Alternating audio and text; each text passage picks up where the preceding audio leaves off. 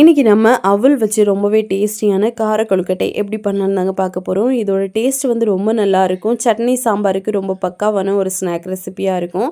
இந்த பிரேக்ஃபாஸ்ட்டாக கூட நீங்கள் வந்து எடுத்துக்கலாம். ரொம்ப நல்லாயிருக்கும். ஸோ கண்டிப்பாக செஞ்சு பாருங்கள். ஃபஸ்ட்டு இது பண்ணுறதுக்காக 2 கப் அளவு அவலை நல்லா சல்லடை வச்சு சலிச்சிட்டு நம்ம ஒரு பவுலில் சேர்த்துக்கலாம். கல் தூசி எதுவும் இல்லாமல் இருக்கும்.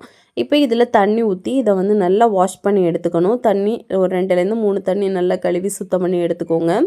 எடுத்துகிட்டு வந்தீங்க அப்படின்னா இதில் தண்ணி எல்லாம் ஊற்ற வேண்டாம். இதை அப்படியே நம்ம வந்து கம்ப்ளீட்டாக ஊற வச்சிடலாம் தண்ணி சேர்க்காமலே.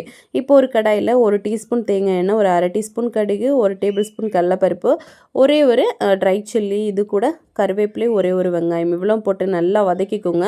ஓரளவுக்கு நல்லா வதங்கினதுக்கப்புறமா 2 டேபிள் ஸ்பூன் அளவுக்கு தேங்காய் துருவலும் போட்டு நல்லா வதக்கிட்டு ஸ்டவ்வை வந்து நம்ம ஆஃப் பண்ணிடலாம். இப்போ வந்து நம்ம ஆல்ரெடி ஊற வச்சு வச்சுருந்தோம்ல அந்த அவல், அது கூட நம்ம இப்போ நல்லா ரோஸ்ட் பண்ணி வச்சுருந்த வெங்காயம் தேங்காயெல்லாம் போட்டு தேவையான அளவுக்கு உப்பும் போட்டு நல்லா வந்து கையில் இறுகமாக கொழுக்கட்டை மாதிரி பிடிச்சிக்கோங்க.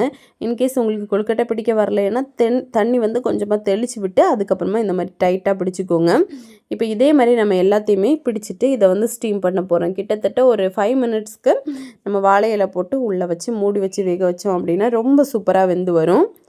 இப்போ 5 மினிட்ஸ் கழித்து பாருங்கள், ரொம்ப சூப்பராக வெந்துருச்சு. இது வந்து ஒரு ஹெல்த்தியான பிரேக்ஃபாஸ்ட் ரெசிபி. ஸோ கண்டிப்பாக செஞ்சு பார்க்கலாம். இதோட ஃபுல் டீட்டெயில் வீடியோ நம்ம சேனலில் இருக்குது. நீங்கள் தேவைப்பட்டால் செக் பண்ணி பார்க்கலாம். தேங்க்யூ.